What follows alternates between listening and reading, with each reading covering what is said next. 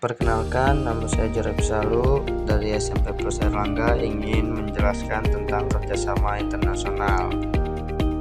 Kerjasama internasional adalah hubungan yang dilakukan dengan dua negara atau lebih untuk mencapai tujuan bersama yang saling menguntungkan di berbagai bidang seperti ekonomi, sosial, budaya, pertahanan, dan politik. Sama bilateral dan ASEAN. Kerjasama bilateral adalah hubungan khusus antara dua negara anggota ASEAN untuk memperkuat kepentingan bersama yang tidak selalu tercakup dalam agenda regional. Contoh kerjasama terbaru dan signifikan: Indonesia dan Laos fokus pada investasi pabrik pupuk untuk ketahanan pangan dan pemberantasan kejahatan siber, online scam. Indonesia dan Vietnam kerjasama di bidang kesehatan dan penguatan ekosistem digital. Indonesia dan Malaysia, penguatan perdagangan lintas batas dan stabilitas keamanan wilayah kerjasama bilateral. Indonesia dan Singapura, fokus pada pemberdayaan masyarakat, perlindungan anak dan perempuan, serta investasi ekonomi. Indonesia dan Thailand, penjajakan jalur ekonomi baru di bawah kepemimpinan masyarakat pemerintah yang baru. Kerjasama Indonesia dengan negara di benua Asia. Indonesia dan Jepang, kerjasama investasi dan industri otomotif, pembangunan transportasi seperti MRT, Jakarta, beasiswa dan pertukaran pelajar. Negara terkait Indonesia dan Jepang. Indonesia dan Cina, perdagangan dan investasi proyek kereta cepat Jakarta-Bandung, kerjasama teknologi dan energi. Negara terkait Indonesia dan Cina. Kerjasama Indonesia dengan negara benua Asia. Yang ketiga, Indonesia dan Korea Selatan, kerjasama industri dan pertahanan, perkembangan pesawat tempur bersama pertukaran budaya dan pendidikan. Negara terkait Indonesia dan Korea Selatan. Indonesia dan Singapura, kerjasama ekonomi dan perdagangan, investasi dan pengembangan kawasan industri, pendidikan dan kesehatan. Negara terkait Indonesia dan Singapura. Kerjasama yang kelima, Indonesia dalam ASEAN. Indonesia aktif dalam ASEAN bersama negara-negara Asia Tenggara untuk menjaga stabilitas kawasan, meningkatkan perdagangan, kerjasama pendidikan dan budaya, penanganan bencana dan kesehatan. Manfaat kerjasama bagi Indonesia: meningkatkan perekonomian, membuka lapangan pekerjaan, memperkuat hubungan internasional, mendapat transfer teknologi dan ilmu pengetahuan, menjaga keamanan kawasan Asia. Contoh kerjasama di bidang ekonomi saja atau tabel kerjasama Indonesia dengan negara Asia. Kerjasama regional, kerjasama yang dilakukan oleh negara-negara dalam satu kawasan geografis antara lain ASEAN, Regional Forum (ARF), forum dialog untuk membahas masalah keamanan dan perdamaian di kawasan Asia Pasifik. IMTGT, Indonesia, Malaysia, Thailand, Broad Triangle, kerjasama ekonomi antara tiga negara tetangga untuk mempercepat pembangunan wilayah perbatasan. BIMEGA, kerjasama antara Brunei, Indonesia, Malaysia, Filipina untuk meningkatkan ekonomi di daerah yang kurang berkembang di wilayah tersebut. Kerjasama multilateral, kerjasama yang melibatkan banyak negara dari berbagai belahan dunia tanpa batasan wilayah, seperti PBB, Persatuan Bangsa-Bangsa, Organisasi Dunia yang menjaga perdamaian dan keamanan global. WTO, World Trade Organization, mengatur dan mengawasi perdagangan antar negara agar berjalan adil. FAO, Food and Agriculture Organization, fokus pada masalah pangan pertanian dunia di bawah naungan PBB.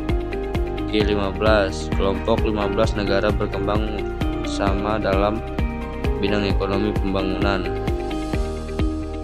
Kerjasama ASEAN. ASEAN bertujuan menciptakan stabilitas politik, ekonomi, dan sosial budaya di Asia Tenggara. Bidang ekonomi, pembangunan pabrik bersama seperti pabrik pupuk di Indonesia dan Malaysia, pembentukan AFTA (Kawasan Perdagangan Bebas) dan kerjasama di sektor industri AICO, bidang politik dan keamanan, pengiriman duta konsulat, pembentukan kawasan bebas nuklir (ASEAN WFZ), serta perjanjian kawasan damai, bebas dan netral (ZOFAN), bidang sosial budaya, pertukaran budaya, festival film, dan pekerja sama bidang peristiwa. Kerjasama antarregional G20. Kerjasama antarregional definisi forum kerjasama yang terdiri dari 19 negara ekonomi utama ditambah Uni Eropa. Tujuan mengatasi tantangan ekonomi global seperti krisis keuangan, pertumbuhan berkelanjutan, dan stabilitas pasar internasional.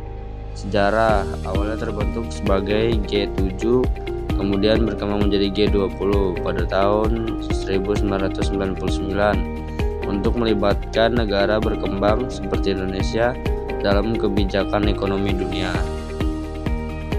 Karakteristik dan keanggotaan. Komposisi anggota terdiri dari negara-negara dengan ekonomi maju dan berkembang yang memiliki pengaruh besar terhadap ekonomi dunia. Sistem kepemimpinan G20 tidak memiliki ketua tetap.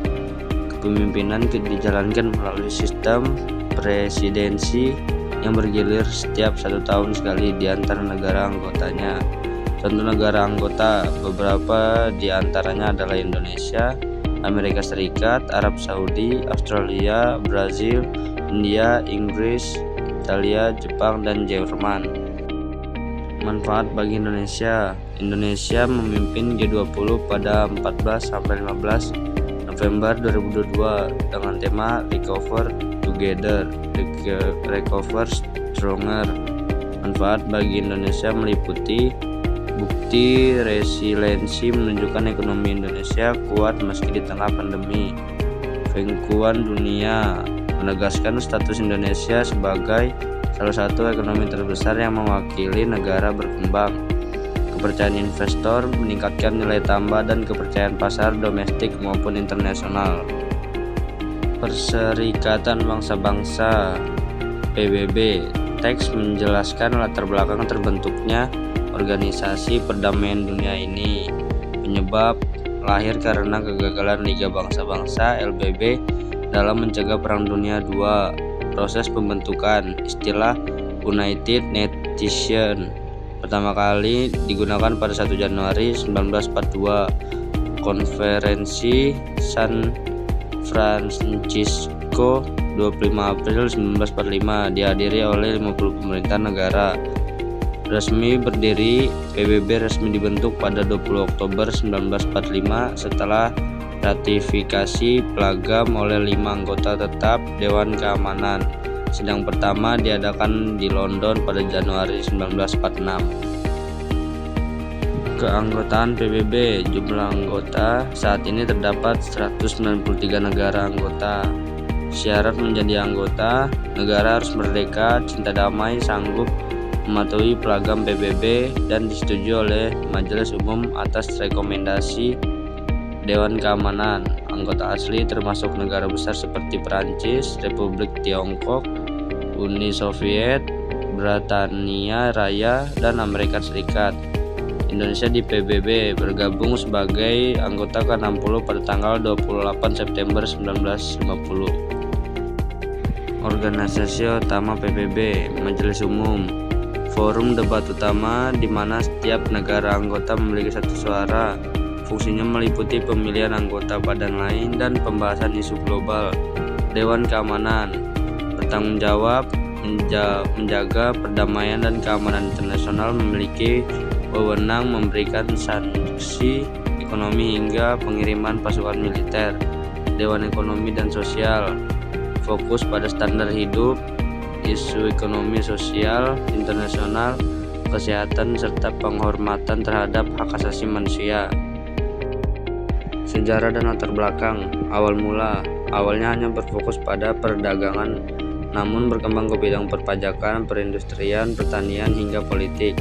Misi perdamaian. Pasca Perang Dunia Kedua, Eropa mengalami kemiskinan. Tokoh Perancis, Maurice Schumann, menyatukan produksi baja dan batu bara Perancis-Jerman pada tahun 1950 untuk mencegah perang di masa depan. Pasar bersama dibentuk untuk menghapus hambatan mobilitas faktor produksi antar negara anggota. Tujuan Uni Eropa: integrasi ekonomi, memperbaiki taraf hidup, memperluas lapangan kerja, dan menciptakan integrasi ekonomi yang kuat. Persaingan bebas, menjamin adanya persaingan sehat dan keseimbangan perdagangan antar anggota. Penghapusan hambatan, menghilangkan rintangan perdagangan internasional dan memberlakukan tarif seragam. Kebebasan bergerak, menciptakan pasar bersama di mana buruh modal dan barang bebas bergerak lintas batas negara anggota. Terakhir ada struktur organisasi. Majelis Umum berfungsi sebagai badan pengawas, beranggotakan 142 orang yang dipilih parlemen negara anggota. Tugasnya memberi nasihat dan mengawasi kerja komisi.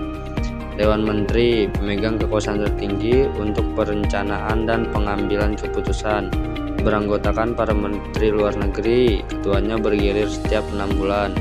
Badan Pengurus Harian pemegang kekuasaan eksekutif, terdiri dari 9 anggota dengan masa jabatan 4 tahun. Tugasnya mengawasi keputusan dan memberi saran.